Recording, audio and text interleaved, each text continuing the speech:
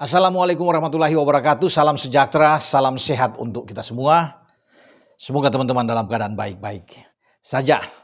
Kita sudah menyaksikan hasil pertandingan di babak final FIFA Series antara Indonesia dan Bulgaria berakhir dengan kemenangan tim tamu Bulgaria 1-0. Dan satu-satunya gol Bulgaria itu hanya tercipta lewat titik putih alias penalti yang diberikan wasit ketika Kevin Dix agak menyentuh kaki dari Zdravko Dimitrov, dan penalti ini dieksekusi dengan baik ya oleh Marin Petkov untuk mengecoh penjaga gawang kita Emil Audero. Hanya itu, tidak ada gol lain. Jadi keperkasaan dari Bulgaria saat di semifinal itu mengalahkan Kepulauan Salomon dengan 10-2 itu tidak nampak ketika melawan Indonesia. Boleh berbeda peringkat.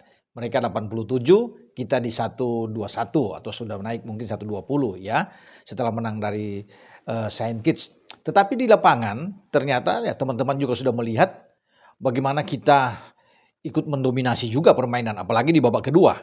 Kita mengontrol permainan dan ini bagus, sudah rapi, ya impresif cara main kita. Dan jika tim seperti Bulgaria dipaksa untuk bertahan dan mereka hanya melakukan counter attack sepanjang di babak kedua, ini menandakan bahwa pemain-pemain kita memang sudah oke. Mereka baru belum lama berkumpul di bawah kepelatihan John Herdman. Tetapi bagaimana filosofi John Herdman? Memainkan taktik, strategi, skema yang baik. Ya, kita bisa lihat teman-teman 6 pergantian dibanding kita melawan Saint Kitts and Nevis. Ya, dengan pemain-pemain yang masuk, Emil Audero yang menggantikan posisi Martin Pas di bawah Mr. Justin Hapner mengisi posisi dari Elkan Begot sebelumnya ya.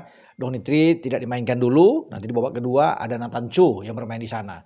Jordi Amat diistirahatkan, maka masuk Joe Pelupesi, Verdong yang bermain lebih ke dalam ya karena Nathan Chu agak keluar. Kevin Dix masih tetap di posisi kanan. Jadi ada perubahan itu dengan ada termasuk Ragnar Oratmangun ya, Joe Pelupesi, Nathan Chu, Aon ya masuk di sana. Justin Hapner juga ikut dimainkan. Emil Audero juga dimainkan ya. Di samping yang saya bilang tadi itu dengan Ragnar. Nah, di depan itu kan Sananta masih dipasang. Beckham ada tapi masuk di babak kedua. Termasuk dengan Donitri ya. Kemudian Ole Romani ada di depan. Jadi mereka bermain dengan Sananta, ada Ole dan juga dengan Ragnar. Nah, itu perbedaan dibandingkan dengan starting 11 saat menghadapi Saint Kitts. Pergantian-pergantian baru terjadi di babak kedua ya. Jangan masuknya Beckham Putra, Donitri juga ikut masuk, Ivar Jenner juga bermain ya. Kemudian dengan Eliano Reinders, ya Elkan Begot juga ikut dimainkan dalam pertandingan ini. Dan saya pikir oke ya setelah menyaksikan pertandingan ini melihat bahwa keberanian pemain-pemain kita memainkan bola 1-2 operan-operan passing-passing yang baik ya, tidak banyak kesalahan yang dibuat. Ya ini sudah bagus untuk ke depan. Jadi sudah mencerminkan bahwa kita bisa memberikan tekanan terhadap Bulgaria yang secara peringkat ada atas kita. Bahkan di babak kedua itu ada 2 kesempatan di mana kita hampir membuat gol, hanya terbantu Bulgaria dengan mistar gawang kan di babak kedua. Kalau itu 2-2 masuk kita bisa berbalik keadaan, bisa menang dengan 2-1. Ya, salah satu di antaranya adalah bagaimana lob yang dilakukan oleh Romani membentur mistar gawang. Ya, nyari saja. Ya, itu yang terjadi. Ya, kalau bisa draw saja itu akan dilanjutkan dengan adu penalti dan bukan tidak mungkin. Dalam adu penalti kan soal keberuntungan yang ada sini kita bisa saja memenangkan pertandingan. Tapi terlepas dari apapun kita wajib untuk mengapresiasi permainan dari tim Garuda kita. Ya, kita lihat bagaimana John Herdman memainkan masih dengan 3 back di sana. Jai tentunya sebagai kapten, Rido agak ke kanan, Justin Hapner di kiri, kemudian tetap dengan Kevin Dix karena kan ada sekitar 5 pemain yang tetap dipertahankan di saat starting 11 lawan Saint Kitts. Ya, termasuk dengan Jai Ises yang ada di sana, Rido, ya, Kevin Dix, Calvin Verdong, Oli Romani dan Ramadan Sananta. Itu yang dipertahankan saat bermain dengan Bulgaria tadi malam ya. Dan formasi tetap sama saya pikir. Ya, bagaimana Tancho dari kiri dan ya, Dix dari kanan dengan Pelupesi dan Calvin Verdong. Verdong bermain oke, ya, bermain di tengah. Tapi apapun itu kelihatan bahwa Ole memang sangat menonjol di depan. Ya, kita wajib untuk memberikan acungan jempol dengan permainan Ole.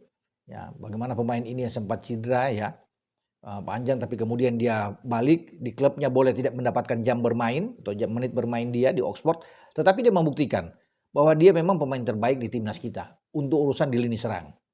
Ole bermain sangat bagus.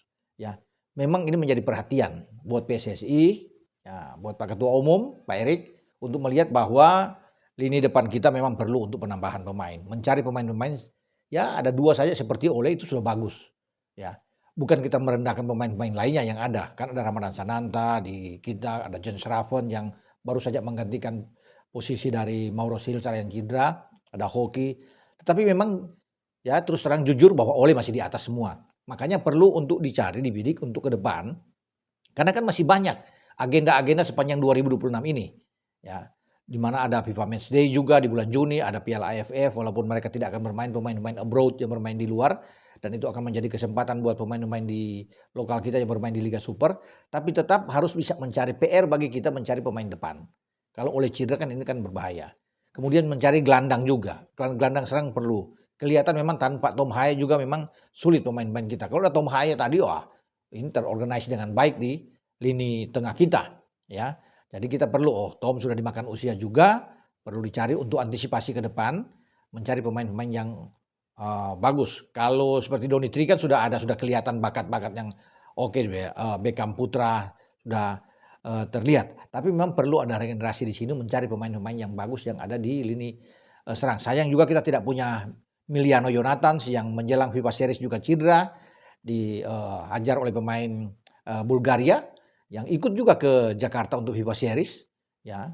Dan kita harus bisa melihat memang untuk mencari pemain-pemain yang lebih baik ke depan. Karena kan tujuan kita nantinya di bulan Januari, bulan Februari di 2027 ada Piala Asia di sana yang akan menjadi pertaruhan besar bagi John Herman ya untuk membawa tim kita lebih baik lagi dibandingkan dengan Piala Asia 2024 ketika masih ditangani oleh STY.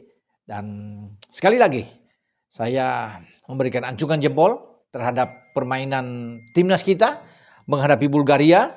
Orang boleh berpikir bahwa ini Bulgaria bisa hajar tim kita ya, tapi ternyata kita memberikan perlawanan sengit dan Bulgaria hanya bisa mencetak gol lewat penalti dan kesempatan kita untuk mencetak gol juga terbuka ya, kesempatan itu ada dalam pertandingan terutama di babak kedua yang saya bilang tadi itu dengan ada 2 sempat kena mistar gawang. Jadi bagi tim Garuda tetap semangat, kita terus mendukung ya, mensupport timnas kita. Jadi sudah ada gambaran ke depan ya, ini bagus dengan bermain seperti ini. John Herman sudah tepat saya kira memberikan taktik, skema permainan yang sangat baik dengan beberapa opsi yang terjadi di lapangan. Cara dia menurunkan pemain yang dia lihat bagus sesuai dengan lawannya. Dengan Saint Kitts berbeda, tapi kemudian dengan Bulgaria juga berbeda. Dan semua sangat baik ya. Dijalankan dengan baik. Semua pemain bermain dengan menjalankan instruksi dari John Herman di lapangan. Jadi dengan persiapan yang singkat mereka bertemu, ada yang bahkan datang tinggal sehari menjelang pertandingan, Yasin Haftar dan kawan-kawan, ada yang baru 2 hari, ya Isyas dan kawan-kawan. Tetapi karena chemistry mereka sudah ada, semua berjalan dengan baik. Sentuhan John Herman ini sudah mulai kelihatan. Ya, kita berikan kesempatan terus. Saya pikir kalau sampai di Piala Asia kita bisa berbicara lebih banyak jika bermain seperti gaya bermain saat lawan Bulgaria, di mana Bulgaria sempat keteter juga. Ya, agak was-was mereka menghadapi kita. Ya, untung gawang mereka itu tidak jebol. Kalau sampai jebol, ya tentunya kemenangan bisa saja diraih kita lewat penalti. Oke, sampai di sini dengan saya Bung Ropan berbicara tentang pertandingan di FIFA Series partai puncak, di mana kita memang harus mengakui keunggulan dari Bulgaria. Kita kalah, tetapi pemain-pemain sudah menunjukkan perjuangan yang luar biasa, permainan yang oke ya dalam pertandingan menghadapi Bulgaria. Dengan saya, Bung Ropan. Ciao.